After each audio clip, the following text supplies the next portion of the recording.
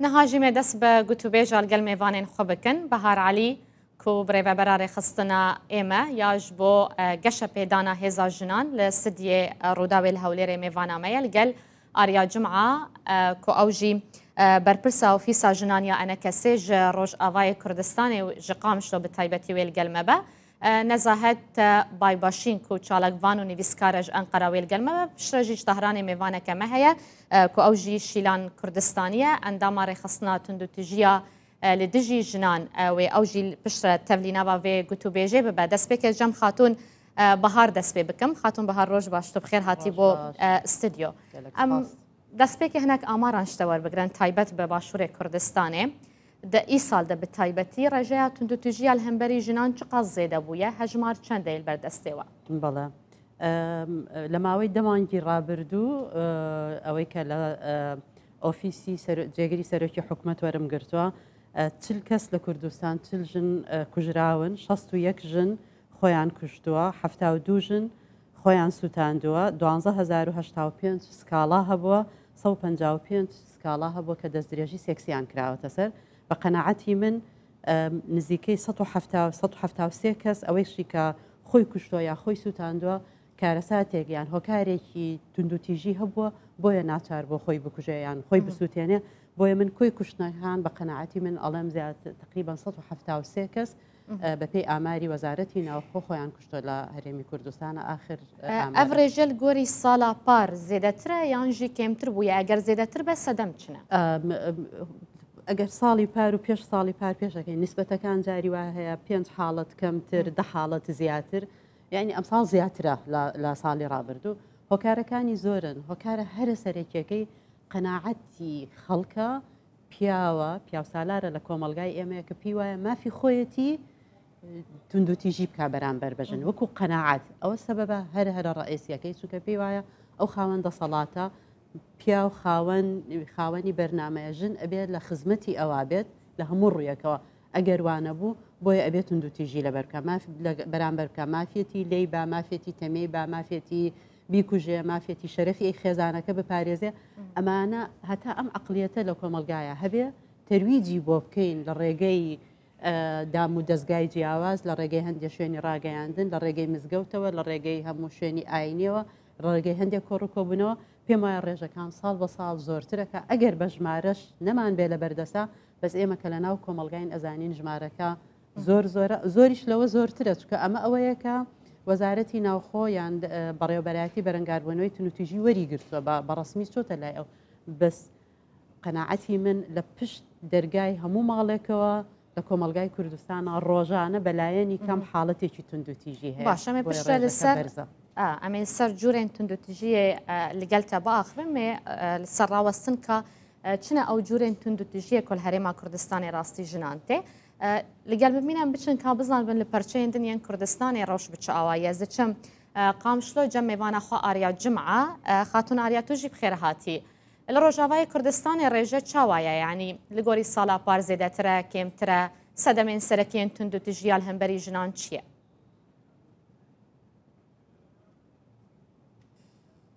دبینن جبر وقت بيجي اف يازا 12 سال بالشهر دنه اكيد ويتندو تجي برامبري جنيه يا حري بحرا حري جرينج وامازون ويجيرب جبر مديت الوقت بيجي اف صاله بهوري ده قالك حالات ايه انتحاري تشيبون اف حالات انتحاري هل بس يعني سببها ويشي ام دبينن سببها وي جواك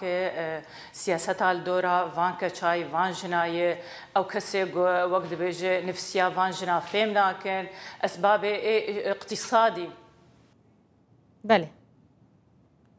باشا دیمەنێ میوانە من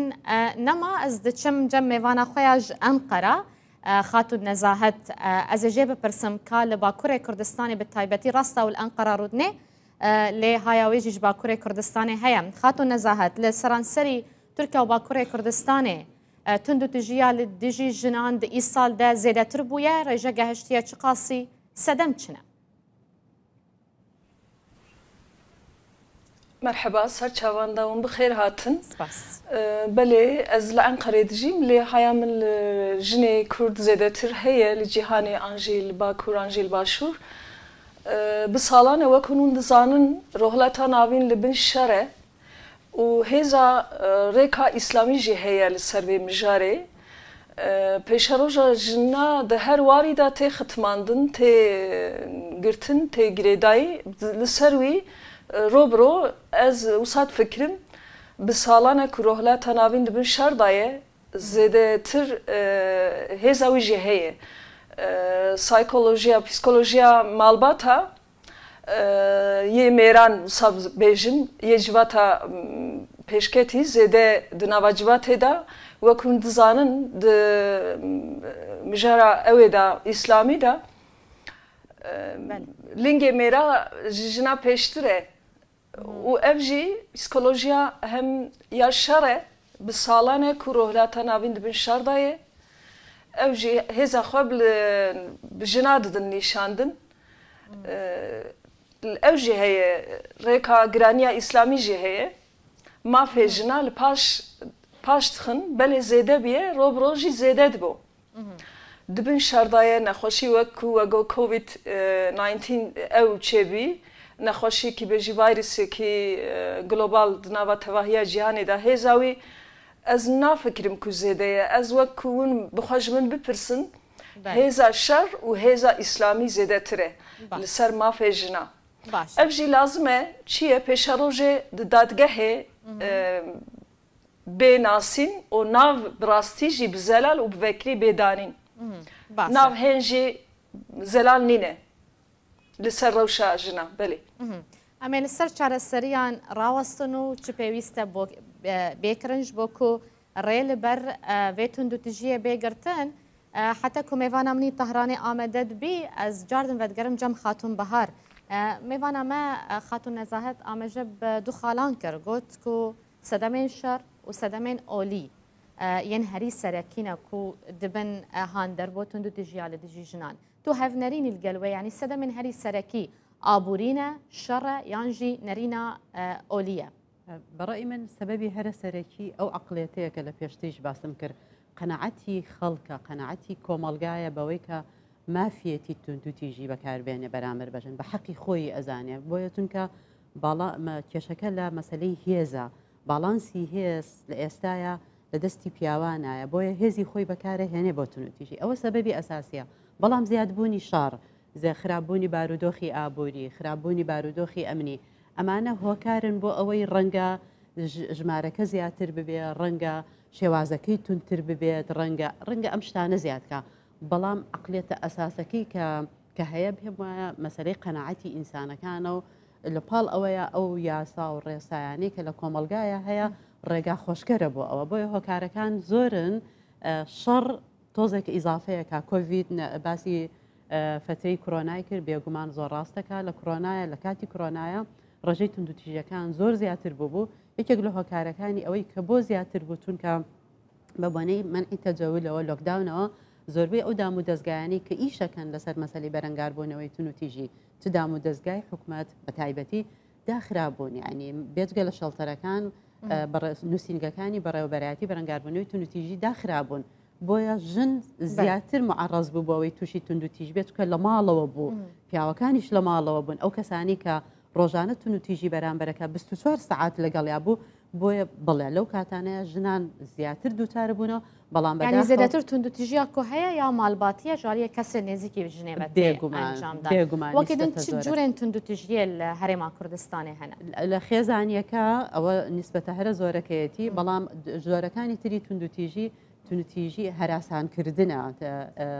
تحڕش پێکردن ئەوە زۆرە بە تایبەتی لەسەر جادەز هەیە بەڵام لە شوێنی ئیشکردن شوێنەکەی کە زۆر ڕێگە خۆشکەرە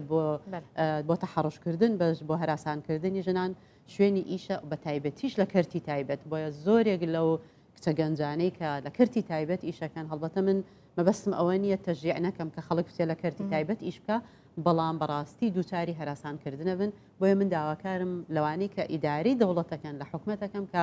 چۆن بتوانن ئەوەندە یاسا و ڕێنمایی تونددا بنێن کە نەهێڵن لە کەرتی تایبەت ئەو هەراسان بێگومانە مل سەر یاسایان ژی بئاخبن لێ ئەم بچن جەم میێوانە خۆشیلان کوردستانی کۆ ئەوژی ئەندامە ڕێخستنا توندوتیژیە لە دژی ژنان ژ تەهرانی گەلمەیە خاتون شیلان توژی بخێر هاتیە ناوابێ گوتوبێژێ لە ڕۆژهەڵاتی کوردستانێ چنە ئەو جوورێن توندوتیژیە کولهەمبەری ژنان تێنە ئەنجامدان و چ قاسی زێدە بووە ئیساڵ وەکە ڕێژە. سلام ڕێزم بۆ هەموو بینەرانی کاناڵ ڕوودا و هەروەها بەشداربووانی عزیز وەدام باش بن. بەڵێ بەگشتێ توانین بێژین ڕێژەی توندوتیژیەکان لە ڕۆژهەڵاتیشەوە ئێستا بەهۆی هۆکارەکانی جۆرە جۆر پێش هەموو شتێک وەکو کۆڤید وەکو قەیرانی ئابوووریەکی کە خەڵکی ئێران تووشی بوون هەموو شتێک چەندەها بەرابەر بووەسەوە کاریگەری لەسەر بەتایبەت ژنان بەتایبەت چینی لاوازی کۆمەڵگا وەتوانین بێژین کاریگەری هەر کام لە ئەم ئامڵانە وەکو فاکتۆرێک زۆر زۆر زیاتر بووەسەوە هەرو جۆرە کەەوە لە ڕاگەیاندنەکانەوە ئاگادار بوون ڕێژەی بەتایبەت ژنکوژیەکان ئێستا ناتوانین بڵێن تەنیا ژنکوژی هەیەک کە ئەتوانین بڵێن لە ڕابردووە زیاترین هۆکاریان وشەیەکی بە ناوی ناموس بووە ئێستا زیاترین ژنکوژیەکانی ئێمە لەوانەیە هەڵگەڕێتەوە بۆ بابەتێکی ئینتەرسێکشناڵ یعنی شتایەکە یەکترین سینەرژی ئەدەن بە یەکترین دەکەنەوە ئەتوانین بڵێن یەکێ لە سەرەکیترین کارەکانی هەرەوەی لەباری ڕەوانیتەوە کۆڤید خەڵکی بڕێک ئێشێک وە هەروەها لەباری قەیرانی ئابووریەوە هەموو خەڵکی لەژێر شارێکی زۆر ناحەزا خەریکن ئەژین لەوانەیە خاتون شیلان یعنی لە ڕۆژهەڵاتی کوردستانێ دکیژان تەمەنی زێدەتر ژنیان ژی کەچ ڕاستی توندوتیژیەتێن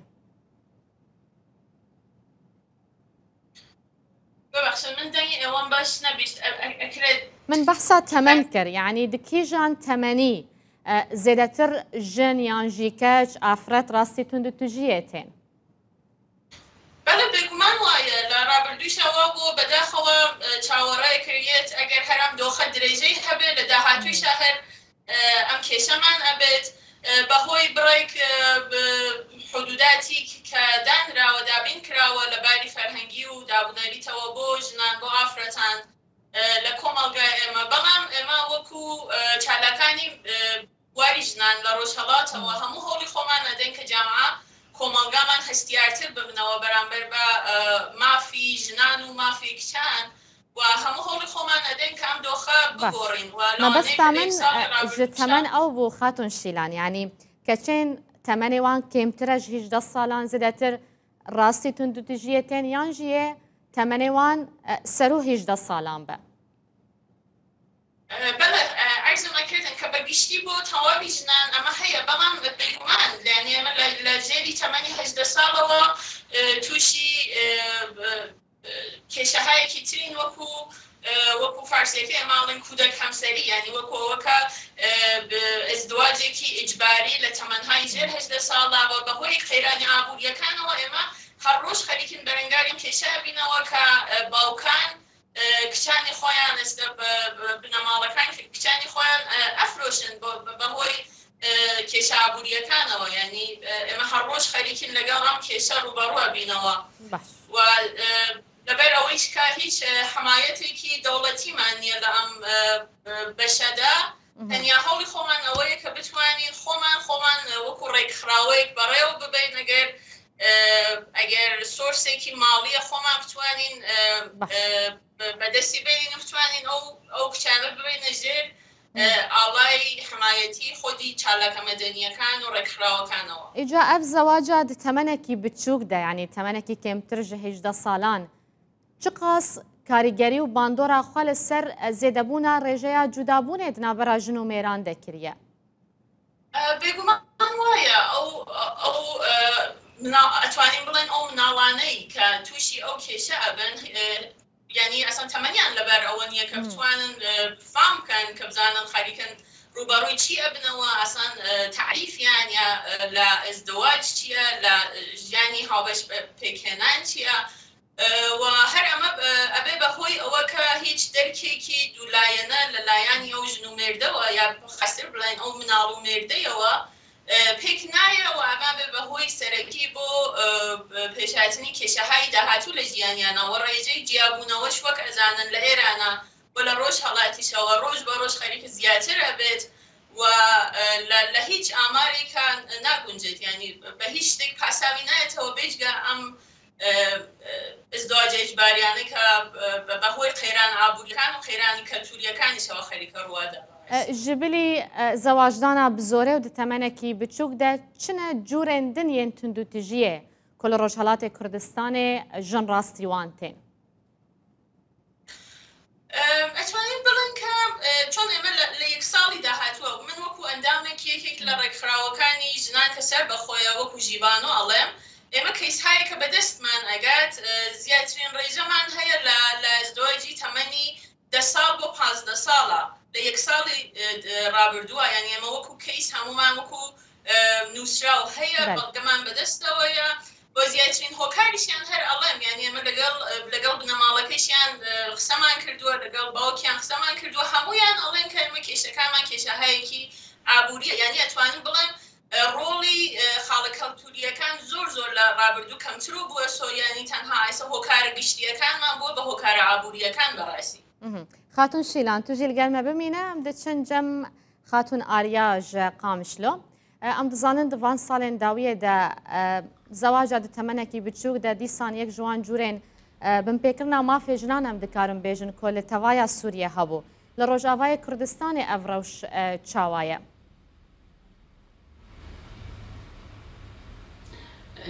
زواجة تمن بتشوك الجنة حالات قلكي كامل جبر دبينن قوانين هنا صام او ردع دكنا تشتانا بس تفلوجي ام دبينن زواج واشي مثلا فيرن كيتشيب ويعني تندشي في سلمان تبكرن والجين جي هنا ابي تمن بتشوك شي بسبب الزواج شي مثلا بيرزاي اهلي وانا تين كشتن افكرشانا عملي كتشكي 16 صالح تسجامي بيجن آدن 11 صال 16 صال يعني أبانا هاتن بالرنگ كي قلكي خراب بكشتني هاتن كشتن تبيولوجي أو قانوني يقول ردع ذكرن في زواج هاتن محاسبة وان نكرن يعني قوانين هنا بس محاسبتنا وتفعيلها فان قوانين اجبو فان جنان تجي للسروانا وإيه كشتنا وان قوانيننا بتجي نايم بل يعني قال قوانين سر دسبريجيشي مثلا قوانين نايم بكر بس نيساندن تاني ئەمە لەسەر یاسایان پرسێکی پشتەشتە بکەن لێ ئەم لەسەر هەر ئەم بەحسە زەواجە دتەمەنێکی بچووک دەکەن ئەم پرسێکێت وێ دەربارەی دەش خاتون نەزاهەت بکەن ئەم بزانە بن کا لە باکوورێ کوردستانê ئەف دیاردە حتا چ قاسی زێدەیە خاتون نەزاهەت ینی کەیسێن کۆتێنە تۆمارکردن دتەمەنێکی ئەو قاسی بچووکدا زەواجێک هەیە کول باکوورێ کوردستانê پڕ زێدە بە یا ساڵ هەمبەری وێ دەردکەوە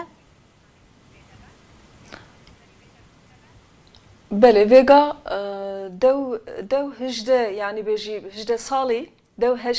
هجده صالي زواج بفرمي دكارم بكن لبريا هجده صالي جي هني مالبات هني زارو خود زوجينن زود زوجينن وك من جو سدمه ام جاره چیه شره دترسن مالبات نخوازن زاروون peşketi bin civate bibinin mesela Kurduariye binasın zaruye xwe qaseku ez dizanim zede zû dizewcînin. Ev cardin psikolojiya şer e. Lê ev bi fermî nêguhertin bêjî bi fermî bi qanûnî nêguhertin ev zewac ew ê bi wisa bimeşê. Yani pêwîst aliyê yasayî de qanûnî de xwediyê malbat pêwîst aliyê yasayî de çi bêkirin çi guhertin yasayî de çê bibe ji 20 salî zêdetir yani 18 salî zewac nemimkin e wek wisa ez bêjim du keçikê min hene hêm biçûgin min gotiye ew wesiyeta min e ku ez mirim 33 salî hûn ê bizewcin. Yani çima te ev temen başa min jî dixwast bipirsim çima te ev temen hilbijartiye çima min hilbijartiye keçikek malbat mühim e ji bo civatê ji bo pêşketina welat, ji bo pêşketina civatê. Malbat herî giring e. Linga pêşî jî jin e. Mêrê xwe zarokê xwe civata pêşketinê jin li hev tîne. Ji ber wî jin gere bifekire, gere zanbo çi dika, di her warî da zanbo îdare bike mala xwe, zarokê xwe, zilamê xwe, civata xwe. Ew jî 18 salî yani ne mümkün e em jî biçûk bûn mezin bûn. 18 salî hên zarokê ku bizewce, ku zaroka çêke, ku bibe xwediyê mal. Ev tişkî din jî heye, hêza şer zêde ye li ser, di her warî zêde ye li ser malbatê Kurd. بله Ji min bipirsî, ez hên salê min ne temam bûn dema ku min malbata min mizewcan, ditirisiyan digo ew ê biçe nava hêzê Kurdan, am biçe cîkî din, mizewcan din, malbata min mezin bûn, ez jî di nava civatek mezin da mezin bûbûm. بله Bala min vekirî bûn. Lê kesê malbatê ku biçûk zar û di nava îdarê da mezin dibin, nikarin zêde bixwînin, civatê nabînin, miletê nas nakin, meselê nas nakin. بله Mümkün e ku zêde xeta bikin. باش يعني Ev مخابن jî bi qanûnî bi fermî yani gere ew li pêş be. باشە باوایەکی ڕۆژانە بمخابنی و ئەم نوچەین کوشتنا ژنان بتایبەتیش با کوڕی کوردستانی دەبهیزن ینی لگۆری تورکیا سەدەمێن سەرەکی چنە کودهێلەن هەڤژیم بە باو بە کوڕ بە برا بە بچە ژنەکێ بکوژە Xuşka Delal, cardin wek ez dibêjim vana tev psikolojiya şerrin. Dema tu par bi par, ling bi ling, mijarê bixwazî deynî ser masê bibînî ev çi ye ji bo çi tên kuştin. Bav jî bira jî. Mijarê nizanin bi rastî, bi salan e dibin hêza şer da jiyan meşandine. An de alî aborî da başinin, an îrada wan bi ser xwenîne. Hêza xwe jî li dayika xwînin, di keçika xwînin, li jina xwînin. Destê sivik an jî zîf jin e, ew jî psikolojiya xwe bi wan didin rehetkirin. Ev ya bi rastî jî rêka îslamî jî yani bi heqê jina tê hundakirin divê civata bin şer da. Ev lazim e em baş vekin. Ev mijar ki gelek mühim e. بله Yani wisa bi du gotuna sê gotuna nayê safî kirin. بله Par bi par. Çima çêbiye, çima wisa bav çima wisa dike, zilam çima wisa dike. Ew jî hêdî hêdî wek min got yani psikolojiya şer ev ya. باش ئەمێ لەسەر چارەسەریان ڕاوەستن لەگەڵ ئابووری دە سەر قەن. خاتون نەزاهەت پشتەژی لەسەر ڕۆلا ڕێخستنان زێ پرسە کێشتە بکەم لێ زخوازم تولگەلمە ببینە بێمجە میێوانە خوا خاتون بەهار تەل ئاخافتنێ هەرسی میێوانێ منی دنجیتە گوهداری کرد لەسەر مەسەلا کو یەک ji bin pêkirên herî serekiye li beramberî jinan zewacdana wan di temenekî biçûk de li başûrê Kurdistanê ev yek heta çi qasî zêde ye û mesela sinetkirina keçan jî kêm bûye li gorî salê par بەڵێ ئەوەی یەکەمیان مەسلەی زەواجی مناڵ ئێمە پێڵێن بەشودانی مناڵ بەڵێ زۆر زۆرە لە باشووری کوردستان لەبەرەوەی لەبەر چەند هۆکارێک هۆکاری یەکەم ئەساسەن یاسا ڕێگەی پێیاوە بە پێی یاسای باری کەسێتی لە هەرێمی کوردستان هەر کەسێک 15 ساڵ تەواو بکە ئەگەر عوزرێکی تایبەتی هەبێت بۆی هەیە لە محکەمە مارە ئەبڕێت ئەگەر وەلی ئەمرەکەشی ڕازی نەبێ حاکم قەرارەیە مارەیە بڕێ ئەوە ڕاستە حاڵەتێکی بڵێن ئیستیسناە بەڵام لە واقعی عملیە ئەوەی لەسەر و 18 ساڵە بۆتە ئیستیسنا ژمارە زۆرەکە لە خوار 18 ساڵەوەیە کە زەواجەکە هۆکارەکەی ئەوەیە کە چەندین ئەگەر لێم بپرسی بۆچی زۆرە چەند لایەنێکی هەیە لایەنێکی ئەوەیە کە جگە لە یاسا لە کۆمەلگایە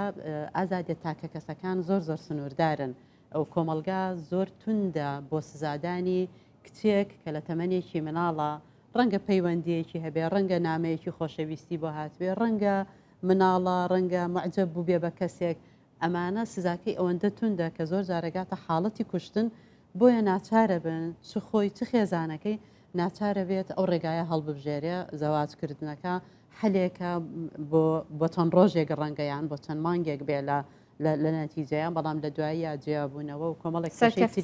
سەرکەوتو نابێ زۆربەی زۆری سەرکەوتو نابێ بەشێکی تریش هەیە لە بەرەوەی ئازادێت تاکە کەسەکان زۆر سنووردارە وەکووتم لە هەرێمی کوردستان هەندێک کچی مناڵ هەیە بۆ خۆی ئەوێت زەواج بکە بۆ چونکە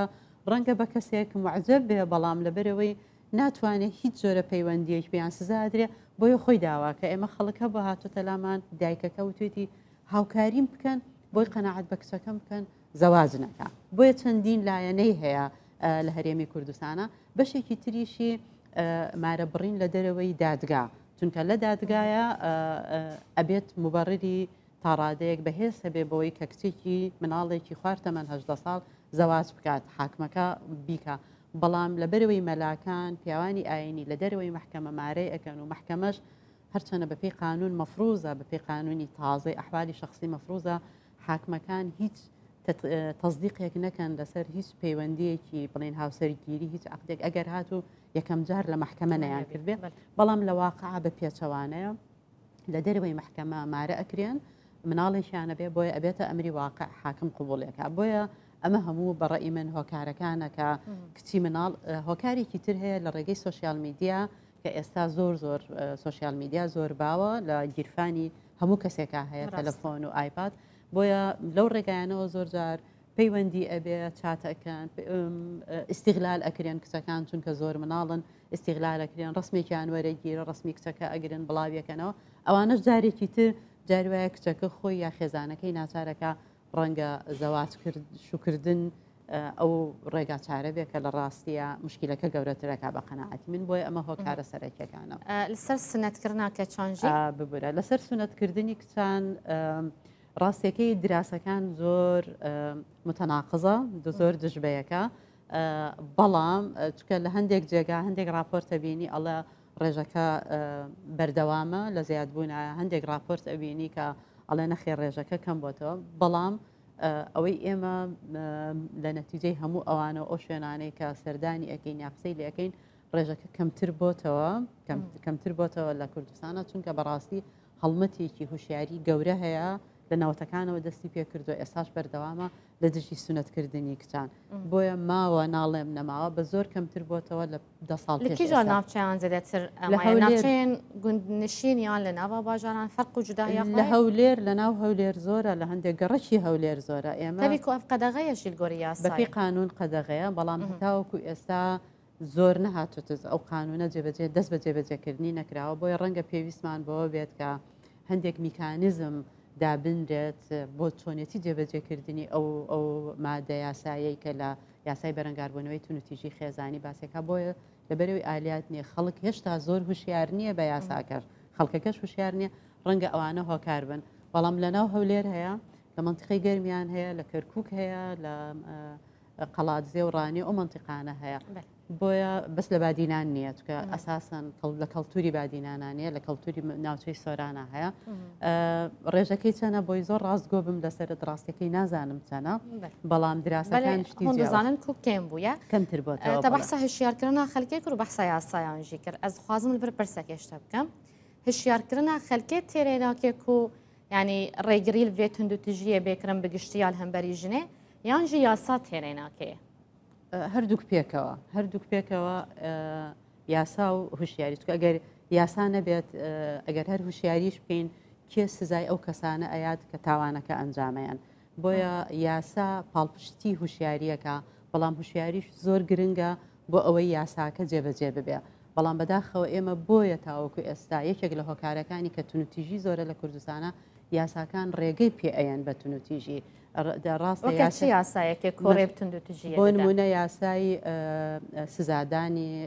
سزادان ڕێگەیاوە بە تونوتیژی بۆ نمونە ئەگەر پیاوێک کچێک اختصاب بکات دەستدرێژی سێکسی بکاتە سەری بەپێی یاسا ئەگەر پیاوەکە کچەکە بێنێت بۆ ماوەی 3 ساڵ لەگەڵ یابێ پیاوەکە هیچ سزایەک وەرناگرێت بۆیە ئەوە زۆر ئێستا کە ئێمە پارێزەرەکانمان کە لە ناو محکەمە هاوکاری ژنانەکەن یەکێک لەو ڕێگایی کە بۆی ئەچن پیاوەکان ژنەکە کچەکە ئەهێنن بە زۆر قەنەعەت بە زۆر لە کچەکەکەن کە سوکاری کچەکە زۆر لە کچەکەکەن کە بۆ ئەوەی حیایان نەچێ باشوو بکە بە کوڕەکە بەڵام تۆ تەسەور کە پیاوێک کچێکی اختصابی کردبێ ئەبێ لە ماڵەکە لەگەڵی بژی چۆن تەعاملی لەگەڵا بکە باری دەرونی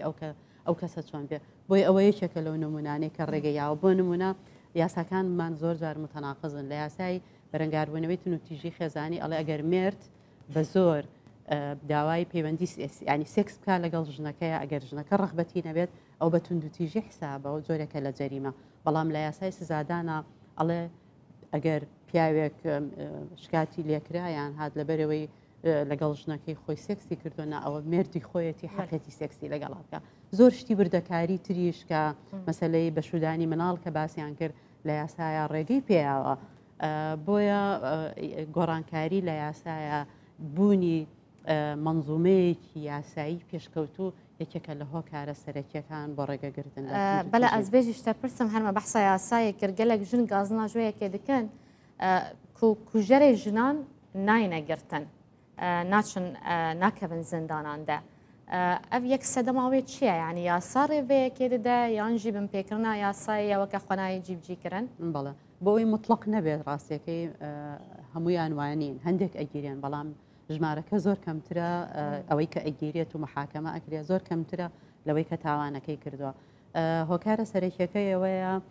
یاسا سەروەر نییە لە کوردستانە زۆر بەداخەوە ئەوە یەکێکە لە تەحەدیە گەورەکان عیلاقاتی عشایری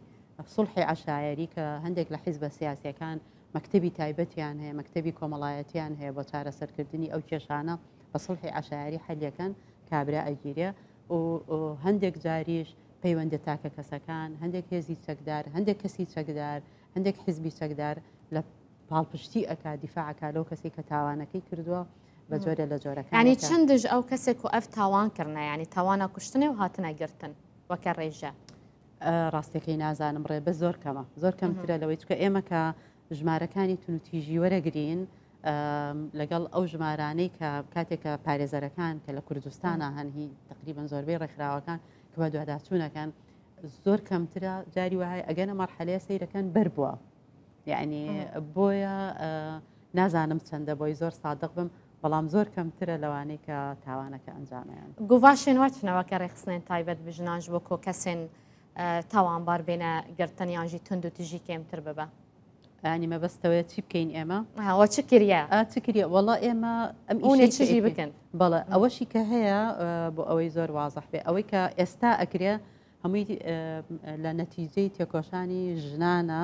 خەڵکانی مافپەروەرە کە لە ماوەی 30 ساڵی ڕابردووە لە ئەیکەین چکە یاساکانمان لە پێشتر زۆر خراپتر بوو یان عقوبەکان زۆر کەمتر بوو ئێمە بەردەوامین لە هوشیارکردنەوەی خەڵک بەردەوامین لە کەمپینکردن لەسەر ئەو مەسەلانەی کە داوا ئەەکەین لە پەرلەمان داوا ئەەکەین لە حکومە داوا ئەەکەین لە ئەنجومەنی دادوەری کە پێویستەکە ئەو یاسایانە جێبەجێ بکرێت هەروەها مەسەلەن بۆ نمونە یەکێک لەو کە نەتیجەی کەمپینی ڕێکخراوەکانی ژنانە کە نابێت یاسای لە بردننی گشتی کاتێکە ساڵانە هەندێک ساڵ دەرەچێت لە کوردستان نابێت بکوژی ژنانی بگرێتەوە ئێمە مراقبەمانە کرد کاتێک ئەمان بینی بکوژی ژن بەری یاساکە کەوتووە دیسانەوە ئەڕۆشتین و لەگەڵ لایەنە پەیوەندیدارەکانە ناومان ئەبێت ئەم کەسە ئەو کەسەی کوشتووە لە فڵانە کەسی ئێستا بەرکەوتۆ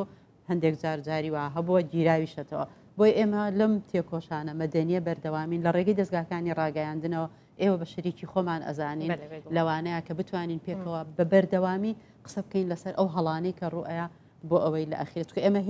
هێزی قووەتی چەکمان نییە هێزی فکرمانەیە هێزی هوشیارکردنەوەمان هەیە هێزی میدیامان هەیە پێکەوە ئەتوانین فشار بکەینە سەر لایەنە پەیوەندیدارەکان بۆ ئەوەی نەهێڵن بکوژانی کوش یعنی ژنە ئەو پیاوانە یان بکوژانی ژن لە بردنیان بەرامبەر بکە خاتون بەهار ئەم لەسەر یاسایان لەوێ دەرێت هەرێما کوردستانی باشڕاوەستیان یاساین کووەکەتە گۆژی تەناقود دژبەری دواندا هەیە کام بچن قامشلۆ ڕۆژاوای کوردستانی ئەم بزانە بن لەوێ دەرێ ئەف مژار چاوایە خاتون ئاریا بەرین هاتە دخواست و بەحسا یاسایان بکە ئەس پرسەکێشتە بکەم یاسایا ژنێ هەیە یا پاراستنا ژنێ و زارۆکان لە ڕۆژئاوای کوردستانی ئەف یاسا حتى چ قاسی یعنی براستی بووە ڕێگر لە پێشیە کێمکردنا حالەتێن کوشتنێ ڕەوشێن کوشتنێ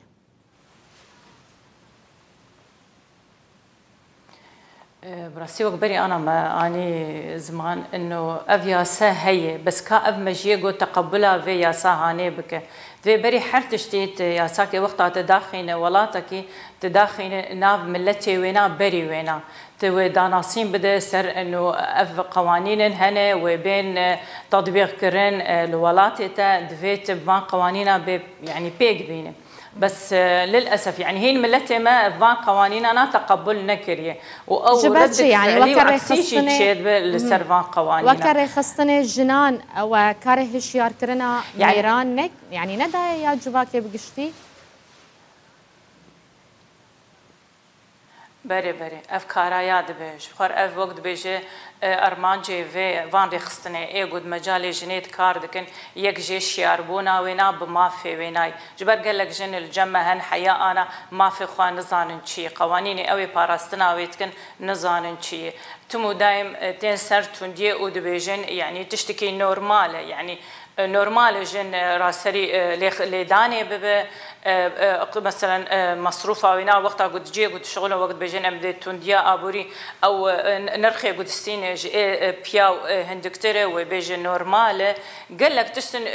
وقت بيس سر فيرانجي فوقتها قو ام انا فان كارات كن اف سرانسري اف ده يازده صاله وبري ويناجي امشي ياربونا جينيتكن يعني يقاف بقاف وقت بيجي بيتر جعفي ملت اي بياوجي و اي جينيجي و اي كشاجي دفي ما في خوا ناس بكن وك ما في ناف دولتي قو امكاربن تطبيق بكن وفان ياسا بيك بينن سر ملتي خوا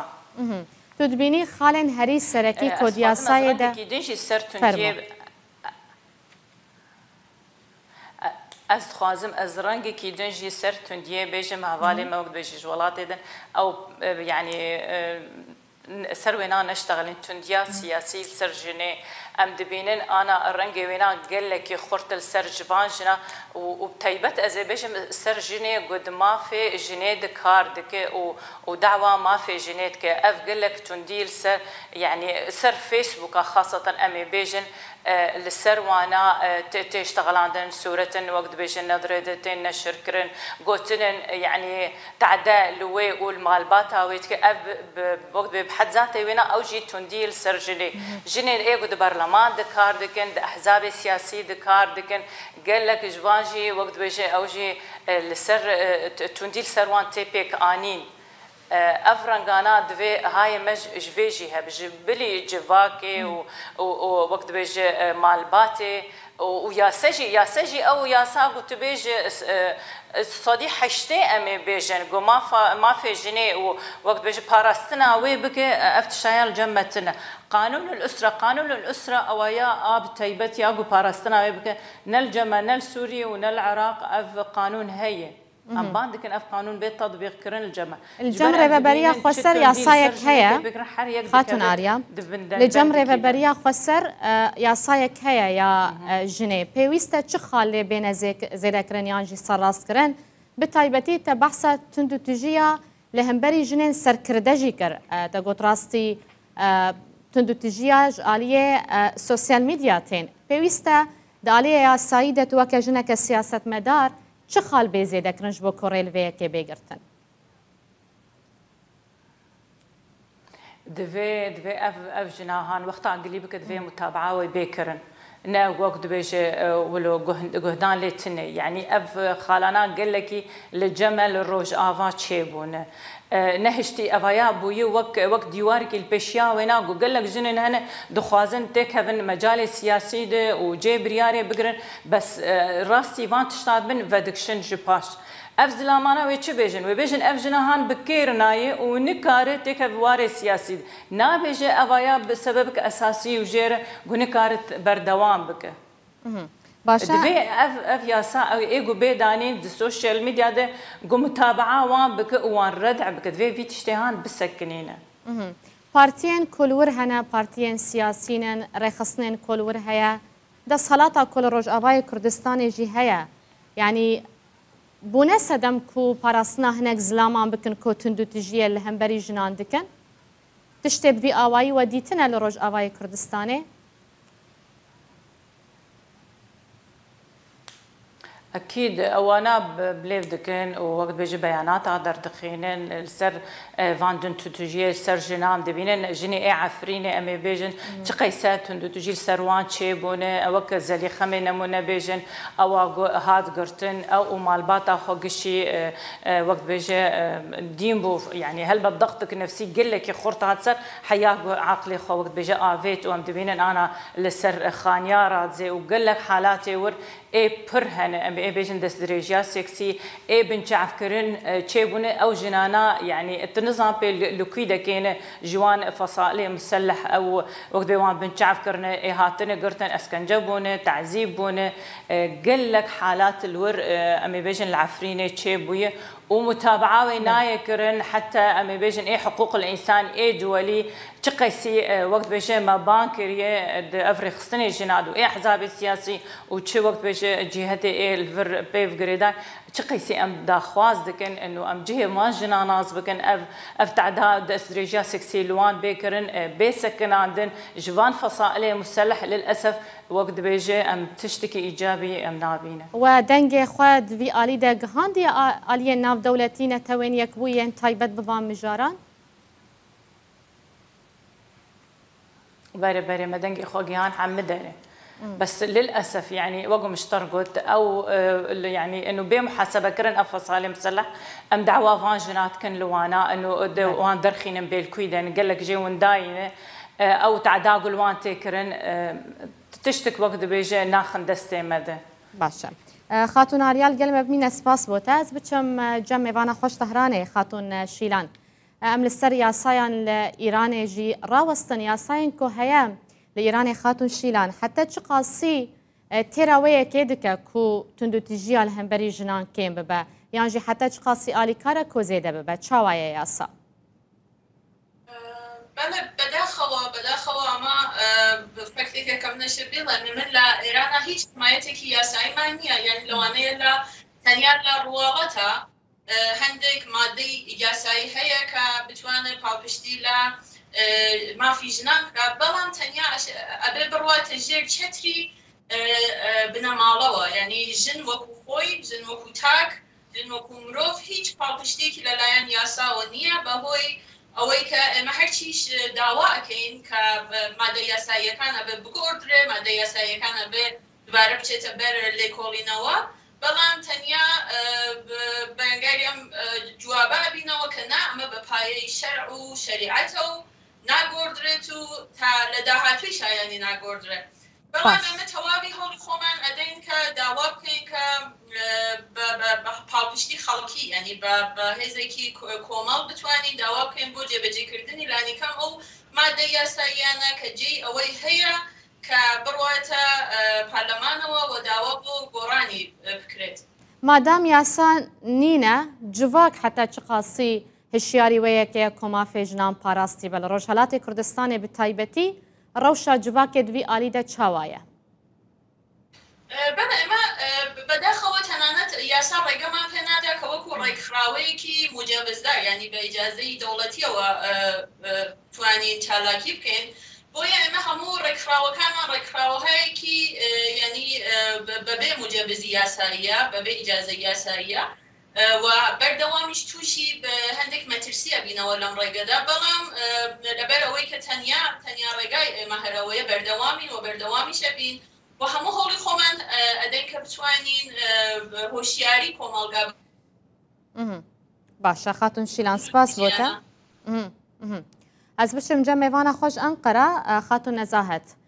لەسەر یاسایان ئەم بچەکی ڕاوەستن یاسایên تورکێ چاوانە دەبێ دەربارەیدا حەقێ ژنان ددەوان یان ژی زەدەتر دەهێلە کۆتون و تژی چێ ببە بفەرمی حەقی ژنان هەیە لەسەر یاسای لێ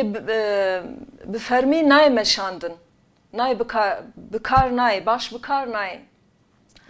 باش نەبکارانی ناوێژ ئالیێ مێری خۆدا باوێ خۆدا ئەم برای خۆدا باش نەبکارانی ناوێ ژالیێ جوواکێ بەیە یانژی ژالیە دەولەتێ بخۆبەیە ینی جوواک نزانە بکار بینە ژێ فێمناکە یانژی ئالیێ دەولەتێ بخۆوێ دەولەت کاری خۆ کێم دکە کاری خۆ وەک بە قانونان نویساندیە گوتیەک و ئەو مافێویە ئەو قانونی خۆ باش بکار ناینێ باش کۆنترۆلێ ناکە کێم دێلە یعنی بێژی پەیگۆی خوداوێژە ژن تێ کوشتن هێن زڵام دگرێ داڤژێ زندانێ ئانژی ناڤژێ زندانێ بەرددە کوشتنا ژنان gelek zêdeye li Tirkiye zêde zêdeye yani bêjî di nava 10 sal 15 sal de rob roz zêde dibû kêm nabû یاساد وی ئالیدە چ دبێژە یاساد وێ دەربارەیدا چ دبێژە یا دەربارەی کوشتنا ژنان بە تایبەتی دەما بەێ بنچاو دکە داژێ هۆندر دکە حەفسێ داژێ زندانێ لێ بسەر ناسەکنێ باش ناسەکنێ جانەژی ناگرێ پاشێوان عەفو دکە بەرددە ئەو تەداوی بێژێ ئەو کەسێک و ژنا کوشتیە ئان دایکاخوا ئان کەچکا خو کوشتیە ji bo çi kuştiye ev psikolojiyekî herî giring vegere yani ji min bipirsî lazim e tedawî bibîne dibine kontrolê da bimîne derkevê jî dibine kontrol da be dubare cardin keskî din dikuşe yani mesela jarê wî jî heye dubare be jî xanma xwe cardin an jî jina wî hevala wî heye cardin dikuje duwarê qanûnî da kêmasî pres dixwazim bes bikin û kurtî wî ya bêjim قانون باش بکار نایه کنترل ناکن اف جی دواره دادگاه دا کماسی هنه اجا اف یاسا جداهی خو هيا يعني قانون دبیجه لتوایا ترکیه یاسا وکه خوانای جیب جی کرن یان جی بتنه بو باکوره کردستانه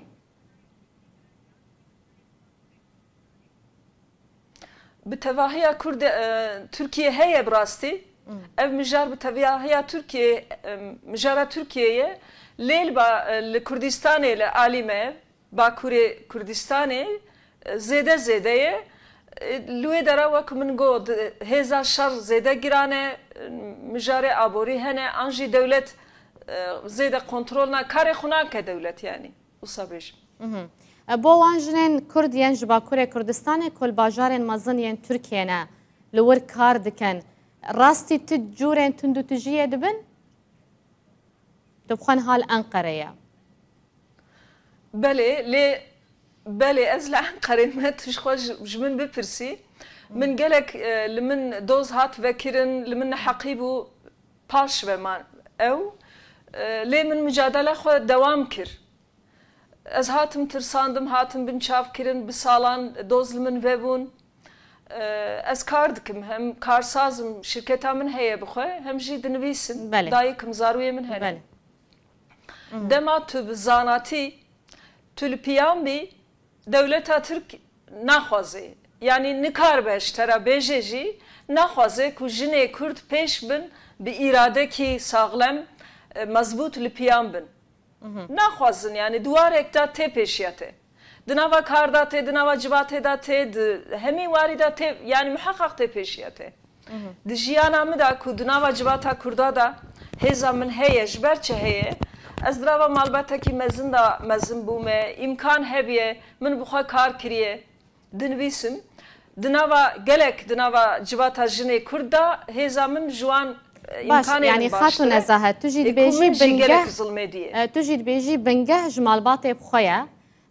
نرينك هيا زلام دبيجن كو جن بخوجي تندية الهمبري جنان دكا يعني دي هرتم جداهية دخلنا برا كروكا چاندا تندو تجيدنا برا بوكو خسوية ده هيا أبيك حتى نها لباكوري كردستاني زيدية بله چاوية اف كسي كو نزان نخوازن خو پیش بخن اف مجارجي نزاني تيه چكرن جنزانیه چه به یعنی مرد به چه قایدی که هوالا خوش بیجی هوالا من جن آن هوا کچکا من آن دایکا من آن خسیا من یعنی چوان ام گره به هف نکون ام مجبور هف اداره بکن ام باخفن بین زمان شخون ملته کی بندستن باشه نزانیه بله هی نزانی زیده سپاس بوته خاتون بهار زبدگرم جمتا پرساداویشت دکم یاسایا روبروبونا تندوتجیا لدیجی جنان لهرما کردستانه پیوستیا وی به گوهرتنه هیا به سراسکرنه هیا و کی جان خال بتایبتی اگر بکرتی تشمره بحث بله خو یاساکا یکیک ل یاسا هر پیشکوتوکان لسر استی ناوچی روشالاتی ناوراست که پیش لسالی 2011 درچو زۆر لە چالاکوانانی ئەم ناوچەیە پێی معجب بوون بەڵام بەشێکەوەیە کە قوبوڵی تا کۆمەلگا قوبوڵیەکات وەختێکی ئەویست بۆیە دژایەتێکی زۆر کرا بەڵام هەندێک خاڵیتیا هەیە خاڵەکان زۆر بەسیتە کە ئێستا هەندێک پێشنیار کراوە و لە پەرلەمانی کوردستان خوێندنەوەی یەکەمی بۆ کرد لەوانەیە کە مەسەلەن ئەو پێشنیارانی پێشکەش کراوە ڕاستەکە نازانم کام دقەیە کە پەرلەمان پشتی پێبەستووە کە ئایا پێویستە کات لیژنەی ئاشتەوایی لە ناو محکەمە هەبێت یان لە دەرەوەی محکەمە هەبێت لە یاساکەیە ئەڵێ حەسر نییە بەس هەندێک نمونەی سیانزە نمونەی هێناوەتەوە وەکو نمونە وەکو تونوتیژی باسی کردو وەکو تونوتیژی خێزانی یەکێک لە پێشنیارەکان ئەوەیە ئایا نمونونەکان لابین بە شێوەیەکی بڵین تونوتیژی خێزانی یان ئەوەتانە نمونونەکانی تر زیادکەین ئەو قسانەیە کە زیاتر قسەی لێکری ئەوەشی کە پەیوەندی بە چکە لە جێبەجێکردنە هەندێک کێشە هەبوو ئایا ڕۆڵی دام و دەستگاکانی بەڕێوەبەرایەتی بەرەنگاربوونەوەی تونوتیژی ناوەکەی ئەوان متەناقزە لەگەڵ ناوەکەی کە لە یاساکەیە هاتووە کۆمەڵێک لەو شتانەیە پێم وایە ناوەڕۆکی ئەو پێشنیارانەی کە هەیە بۆ گۆڕانکاری لە ناوەڕۆکی یاساکە کەم ناکاتەوە کە یاساکە لەسەر بنەمای نەهێشتنی تونوتیژی خێزانیە لەسەر بنەمای جەندەری بۆیە ئەوەیە وازعکە لە ئێستاە بەڵام یاساکە بە شێوە فراوانەکەی کێشەیەکی زۆر گەورەیانە گەلێکی سپاس بۆتە خاتون بەهار علی ڕێبەبەرە ڕێخستنا ئێمە یاش بۆ گەشە پێدانە هێزا ژنان لە هەولێرێت و میوانە مەبووی هەروەها خاتون ئاریا جمعە کو بەرپرسا ئۆفیسا ژنان یا ئەنەکەسێ لە ڕۆژاوای کوردستانی میوانە مەبوو و نەزاهەت خانجی نەزاهەت بایبەشین کو چاڵکوان و نویسکار ji Ankara li gel mebû li gel Şîlan Kurdistanî ku endama rêxistina tundûtijiya li dijî jinan ji Tehranê li gel mebû. Spas bo her çar mêvanê min û spas bo we jî ku heten hawil me temaşe kirî. Her şar.